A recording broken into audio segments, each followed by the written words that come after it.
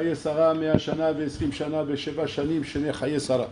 Donc le Passouk nous ramène ici, en comptant les Chora, en faisant des coupures entre les années de Sarah, Mea Shana, Esrim Shana, Sheva Shanim, Shene Chaye Sarah. Alors Vada et tous les Frachis posent la question, pourquoi la Torah fait comme ça, Mea Esrim Sheva, pourquoi tu fais en coupure comme ça? Alors vous connaissez le Pshat, parce qu'on te dit, pour te dire quoi, Mea ke Esrim, Esrim ke Sheva, Vechouli, Vechouli, et à la fin il dit quoi, Shakol et Torah. C'est-à-dire Shanim Shel Torah, c'est-à-dire là vraiment le paradis sur terre. Maintenant, quand tu regardes les Maaseh, c'était pas le paradis, c'était le Guinam sur terre.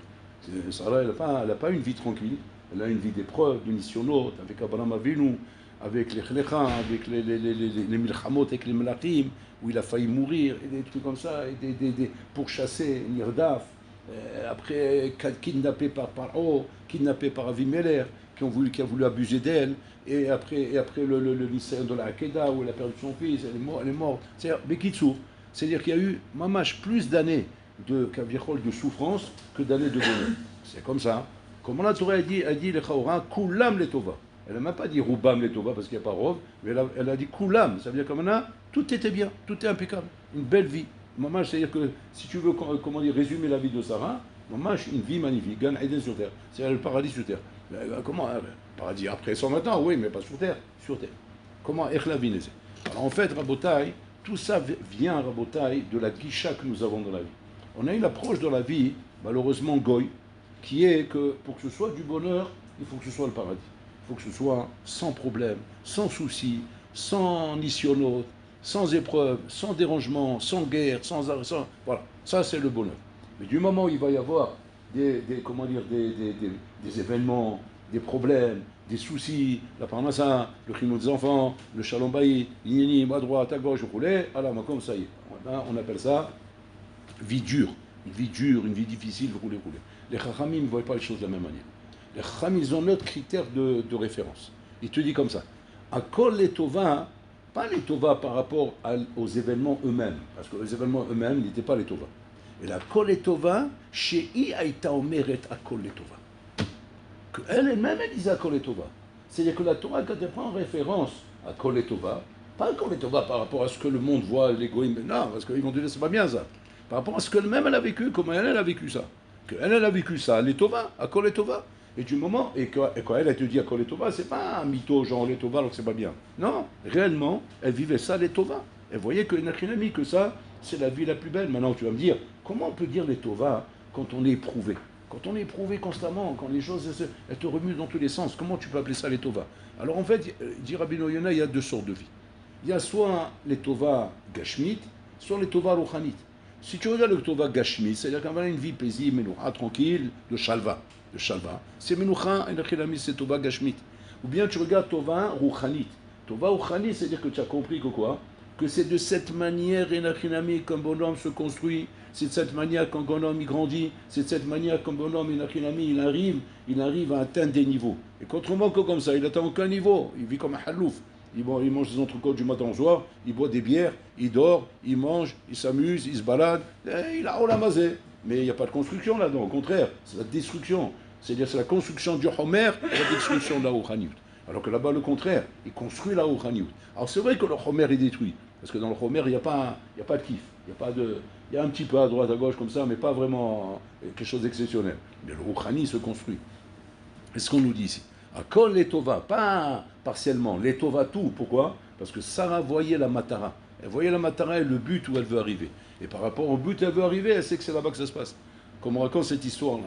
On raconte cette histoire en bataille d'un avraire. Un avraire comme ça, une vraie histoire, une histoire vraie qui s'est passée comme ça. Un avraire que lui-même, c'était le Talmid de Rav Loupian. Voilà, il y a Talmido chez Rav Loupian. Talmido Mouvak chez Rav Loupian. Cet avraire-là, il a marié un enfant. Et quand il a marié cet enfant, donc il a pris un gmar. Il a pris un gmar qui représentait à l'époque une très grosse somme. Aujourd'hui, c'est une grosse somme. Mais à l'époque, c'était une très grosse somme. Il a emprunté 50 000 dollars pour pouvoir faire tout.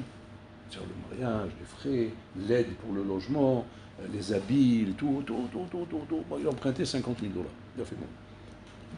Et quand il a récupéré le gmar, ils lui ont donné en espèces 50 000 dollars, il a pris la liasse de 50 000 dollars, il l'a mis dans sa veste.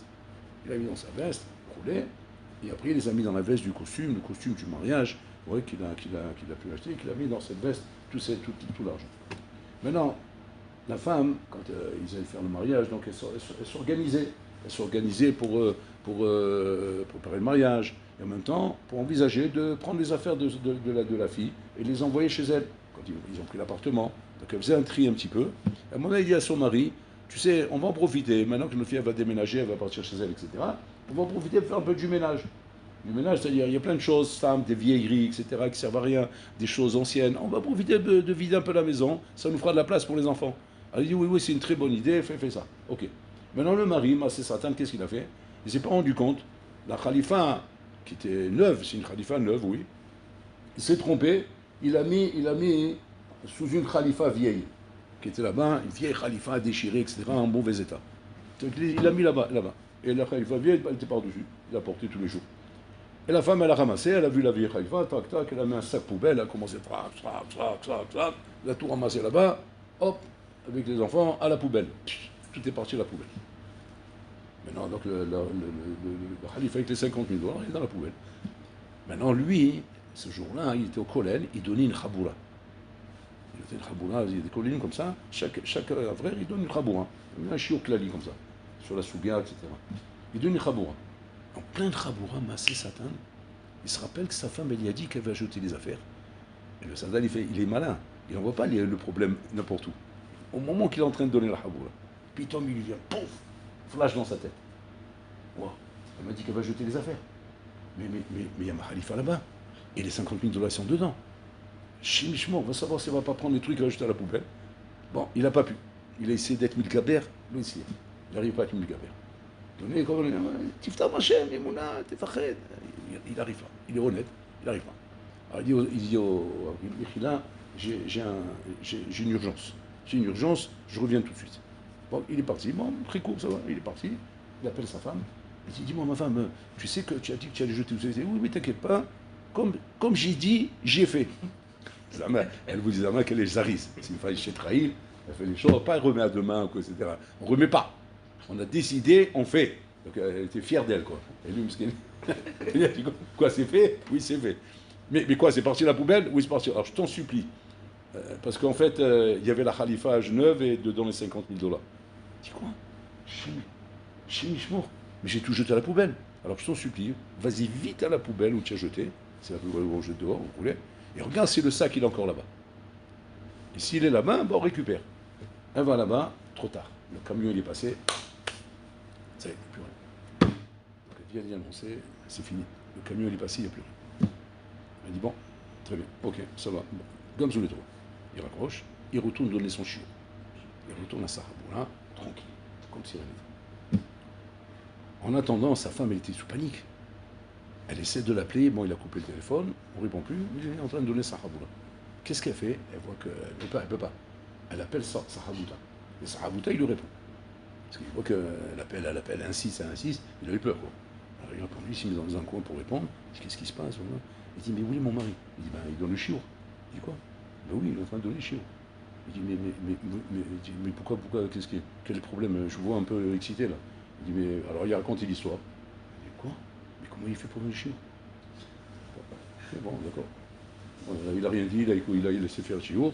Le chiot s'est terminé, comme si rien n'était. Ça raboutait bien vers lui. Il dit, dis-moi, mais tu te rends compte un peu, ta femme m'a appelé, elle a tout paniqué, etc. Elle a jeté l'argent, 50 000 dollars. Comment tu fais pour donner le chiot alors qu'il y a 50 000 dollars qui sont partis dans la poubelle? Et quand on sait d'avoir cassé, c'est vrai, je demande à lui. Alors il dit comme ça. Il dit, tu as raison. À Piteva, c'est impossible. C'est impossible, même si je me fais tout le moussard du monde, même si je me fais tout le hizouk du monde dans les Mouna et Pitaron, même si je prends les histoires de Nahum, je gamzou et je mets le bomba dans la tête, gamzou le tova, à Piteva, c'est impossible. Il dit, mais il y a une chose que m'a appris Rabbi Loupian. Regardez ce qu'il a appris. Il a appris comme ça, que quand maintenant, parce qu'une fois il est arrivé à Nissen, à Tsoum, Rabbi Loupian, et lui, il avait posé la question au Rav. Il dit, mais comment le Rav, il arrive à faire ça? Alors il a dit comme ça. Il a dit que la chose qui m'aide à surmonter l'épreuve, c'est que je me dis comme ça. Si Bolorna m'a envoyé dans ce monde, et que je ne peux pas arriver à surmonter l'épreuve que j'ai maintenant, Bishvil ma bati la olamazé. pourquoi je suis venu dans ce monde si ce n'est pas pour surmonter cette chose-là? C'est-à-dire que pour l'Olam, il t'envoie dans ce monde pour des choses précises. Maintenant, nous, on ne connaît pas le Torni d'Hachem. On ne connaît pas le film. Pourquoi Hachem envoie dans ce monde? Et Hachem, il envoie dans ce monde pour des choses précises. Again, pour ces 50 000 dollars qui doivent partir dans la poubelle. Et Hachem a prévu le film comme ça. Maintenant, moi, je ne connais pas le film. Moi, je ne sais pas ce qui se passe. Moi, qu'est-ce que je vois maintenant? Alpiteva, je vois que j'ai perdu 50 000 dollars. Et là, normalement, je peux péter un câble, m'énerver, devenir fou, mais... Donc, il a dit, fais attention. Qu'il y a des événements comme ça qui arrivent dans la vie d'un homme, que l'homme ne sait pas la matara, il ne sait pas le but de chaque chose, il ne sait pas pourquoi chaque chose, elles arrivent. Mais elles arrivent. Et quand elles arrivent, fais attention de te poser la question comme ça, avant de réagir. Que Hachem t'a envoyé pour ça dans le monde. Mais si cette chose-là, tu ne la surmontes pas, Bishulma Batala Olamaz. Pourquoi tu es venu dans ce monde? Tu vas dire, après 120 ans, on va te dire, regarde le Olam Haba qui t'attendait. Mais il fallait passer cette épreuve. Tu n'as pas passé cette épreuve, eh bien le Olam Haba, tu l'as loupé. Ce n'est pas des épreuves faciles, Hachem il donne en fonction de chacun, des corottes que chacun il a. Il ne va pas donner à n'importe qui des épreuves comme ça. C'est en fonction de chacun. Mais chacun il doit savoir, il a qu'il est éprouvé par rapport à ce qu'Hachem il attend de lui. Alors sur ça, on pose la question. Comment un homme il fait? Un homme il est surpris quand il arrive une épreuve pareille. Moufta. Et la baya, c'est que dans une milchama, quelle est l'arme la plus dangereuse de l'ennemi? C'est quand il arrive à surprendre. Ça, c'est l'arme la plus dangereuse de l'ennemi. C'est à nous. Dans les tactiques militaires, on t'explique. Les soldats qui sont là maintenant, que tu les protèges, la chose essentielle qu'on leur apprend avant tout, te laisse pas surprendre. Parce que si tu es surpris, tu perds déjà 80% de tes moyens, tu les perds. Par la surprise. Jusqu'à que tu te remets, mais c'est trop tard, et ça va trop vite. Boum, une balle, c'est fini. Tu es assourd d'être surpris. Alors, tu vas dire, ok, c'est bien beau de dire ça, mais comment on fait? Comment on fait pour être surpris? Moi, je ne suis pas un navi, moi, je ne sais pas lire dans les nuages pour savoir maintenant s'il va sortir par là ou par là ou par là. Alors, qu'est-ce qu'on fait pour ça? On les entraîne. On les entraîne, on leur fait des entraînements très, très, très intenses, en imaginant toutes les situations, même les plus impossibles, Et plus on va l'entraîner dans les situations même les plus impossibles, et plus le bonhomme, il va être capable de ne pas être surpris. Chez l'Oliot Moufla. Un peu comme on donne l'exemple. On donne l'exemple du Baal Koré. Le Baal Koré, quand il est en train de lire dans la Torah, il arrive dans le Sefer Torah, là-bas il n'y a ni Otiot, ni Tagim, ni Nekudot. Il n'y a pas de Nekudot, il n'y a pas de Tagim. Maintenant, il voit le Sefer Torah, il dirait, bon, c'est pas comme ça que j'ai appris. Moi j'avais le Tikkun Sofrim, là-bas j'ai le Tikkun Koré là-bas, il y avait les points, il y avait tout. Maintenant j'arrive là, il n'y a plus rien. Comment je fais pour lire maintenant? Qu'est-ce qu'on a dit? Habibi, il fallait préparer. Quand tu as préparé là-bas, tu as bien préparé. Ouais. Donc la paracha, tu l'as bien en tête, dans les Tagim, avec les Ta'amim, avec les Nekudot. Maintenant, quand tu arrives au Sefer Torah, tu as les lettres, donc tu sais exactement, parce que tu t'es bien entraîné. Donc tu n'es pas surpris. Maintenant, tu as le Hamar dans la synagogue qui est en train de... Comment il fait? Il ne se trompe pas, comment il fait? Maintenant, il dit, Habibi, il a passé 4 heures en train de répéter pour arriver à... Il a pris par cœur. Maintenant, il sait lire qu'il a mis. Il sait lire. C'est exactement comme ça. À Mavdil, c'est pareil. Pareil l'aïmouna bitachon. L'aïmouna, on l'a, dès qu'on l'a. On l'a bekoach. Mais pour qu'on l'ait bepoal, c'est-à-dire qu'on va s'en servir au moment qu'on en a besoin, c'est à condition que l'homme il s'entraîne. Si un homme ne s'entraîne pas à botter dans sa aïmouna, simplement il dit j'ai l'aïmouna, mais il ne s'entraîne pas dans sa aïmouna, eh bien au moment voulu, tu peux l'oublier, tu peux être surpris. Et à ce moment-là, barmena, la surprise elle peut être fatale. Alors que quand l'homme travaille sa aïmouna, et Saïmouna, il la travaille constamment. C'est-à-dire que quoi? C'est-à-dire que le bonhomme, il étudie, il lit, maintenant il essaie d'être bonnet là-dessus. Il écoute une histoire par comment on vient de raconter. C'est pas le tout d'écouter l'histoire. Ça y est, on a écouté l'histoire, c'est ok, c'est une belle histoire. Mais maintenant, il faut tout de suite se poser la question, comment j'aurais réagi là? Il faut amener l'histoire à soi. C'est ça l'exercice de Mouna. C'est ça l'entraînement. Il dit, bon, moi j'aurais pété un câble. Il n'a rien mis, tu as raison, mais pourquoi? Pourquoi tu aurais pété un câble? Ben parce que j'ai perdu 50 000 dollars. Mais 50 000 dollars, qui t'a dit que tu les as perdus? Peut-être que tu ne devais pas les avoir, c'est tout. C'est mon bololem qui les a donnés pour les perdre. Et comme ça, il dit le Hida, ça assume. Le Hida, il dit comme ça. Kachim ne te fait pas perdre l'argent à toi. L'argent qui est à toi, tu n'en touches pas. Ce qui est à toi, on ne touche pas. Bololem, quand il te fait perdre l'argent, il ne fait perdre que ce qui n'est pas à toi. Ça assume. Comment il fait? Regarde comment il fait. Par exemple, Hachim, il a décidé maintenant, dans l'épreuve, de faire perdre 1 million d'euros. Maintenant, 1 million d'euros, tu ne les as pas. Qu'est-ce que tu as? Tu as un peu d'argent de côté comme ça, mais tu n'as pas 1 million d'euros. Comment il fait Hachem? Il fait jouer au loto. Et le bonhomme, il gagne 1 million d'euros. Une fois qu'il gagne 1 million d'euros, il lui fait perdre le million d'euros. Et comme ça, il le met à l'épreuve. Regardez le chesed d'Hachem dans l'épreuve. C'est Hachem, il ne fait pas un chesed dans l'épreuve, Kaviachol, où maintenant, il te prend de l'argent qui est à toi. Ce qui est à toi, c'est ce qui a été fixé à Rosh Hashanah. Quand Hachem il fixe à Rosh Hashanah, il fixe ce qui est à toi, c'est à toi. On ne va pas commencer à te prendre ce qu'on t'a donné. Bon, alors, il ne donne pas, il reprend.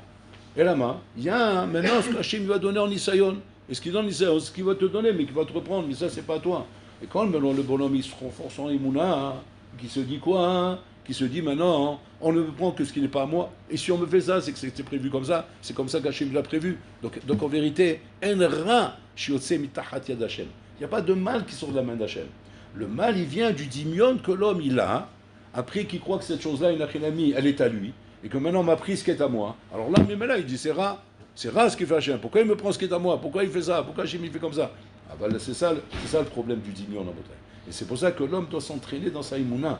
En fait, d'être messalé avec le dimion. C'est ce qu'elle a fait, Sarah. Sarah, c'est ce qu'elle a fait, Rabotai. Elle a enlevé le dimion de croire que quoi que ce soit lui revenait. Que quoi que ce soit était acquis pour elle. Donc pour elle, elle n'a rien acquis. Il n'y a rien à elle. Au contraire, tout ce qu'on lui donne, c'est des matanotes qu'Hachem nous donne. Et qu'Hachem, en vérité, il ne nous doit rien. Le hayav la nukloum. Quand un homme vit dans cet esprit, on ne te doit rien. Et que quand on te donne quoi que ce soit, tu ne peux que remercier. Bon, alors là, parce que tu n'as rien qu'on te donne. On ne te doit rien du tout. Par contre, si l'homme se met à croire qu'on lui doit quelque chose, et qu'il lui revient quelque chose, et que la chose doit être dans sa poche, là, c'est là qu'il a mal. C'est là qu'il a mal quand il a l'impression qu'on lui a pris quelque chose qui lui revient. Mais quand le bonhomme a compris que j'ai rien à moi, rien ne me revient, rien ne doit être dans ma poche, automatiquement, le bonhomme, il est calmé. Il a compris que c'est Hachem qui lui donne ça. Ça, c'est Rabotai, le Ikar l'avoda de nos hommes dans ce monde. Et c'est ce qu'on apprend de Sarah Melo. Que Sarah Melo, c'est pas Stam qu'on nous dit Kulam Letova. Kulam Letova, hein, pas par rapport aux événements. Les événements, ils sont pas bons, mais par rapport au travail qu'elle a fait sur elle, de prendre les choses en bien. En se disant, Hachem lo chayav kloum. Et ce qui me donne Hachem, c'est des matanot. Et quand Hachem il donne, quand il ne veut pas donner, il ne donne pas. Et on ne s'attend à rien. Et quand on ne s'attend à rien, alors on est beaucoup plus mamache équipé pour arriver à surmonter les épreuves. Sinon on ne peut pas, Rabotai. Un homme qui croit que ce monde, Rabotai, est un monde de chalva, un monde de repos, un monde de détente, roulé. Alors cet homme-là, il est déçu. Il est déçu par le monde. Il dit que c'est ce monde, c'est un monde d'enfer, c'est un monde d'épreuves, c'est un monde dur, on en a marre, on ne supporte pas ce monde roulé. Mais parce que qu'est-ce qu'il veut lui? Il veut l'hôtel, il veut la détente. À quoi ça on compare ça? Il dit Magmidouvna, il dit on compare ça à un bonhomme qui travaille à l'usine. Il est parti à travailler à l'usine, c'est la chaîne. Il travaille à la chaîne, donc c'est sans arrêt. À un moment donné, il est parti voir le patron, il a dit dis-moi, vous ne pouvez pas me mettre des chaises relax, un peu de boisson, un peu de trucs, roulé, etc. Il a dit Habibi, si tu fais ça ici, c'est plus du travail à la chaîne. L'usine, c'est pas fait pour ça. Si tu veux un travail comme ça, va travailler dans le tourisme ou je sais pas ailleurs. En tout cas, ici, c'est l'usine. L'usine, c'est le travail à la chaîne. Ici, pareil. Le Olam Hazeh Rabotai, c'est un Olam chez l'Amal. C'est un Olam de travail, c'est un Olam où on est constamment secoué. Un homme ne peut pas, Hazeh Shalom, s'imaginer qu'il peut trouver de la shalva dans ce Olam Hazeh, qu'il peut trouver du repos, etc. On peut trouver des choses, mais qui sont simplement du repos, le repos qu'on appelle le repos du guerrier, le repos pour travailler, qui était la havod. Alors ça, pour l'Olam, il donne la Menoucha. La Menoucha, mais qui est basée essentiellement sur la force de l'Aïmouna, mais pas autre chose. Si jamais tu sens que tu cherches de la Shalva sans Emouna, il n'y a pas dans l'Olam Hazeh. En Shalva dans l'Olam Hazeh. Yesh Menoucha im Emouna. Que quoi? Que même si tu es secoué, mais tu trouves ta Menoucha dans cette secousse-là.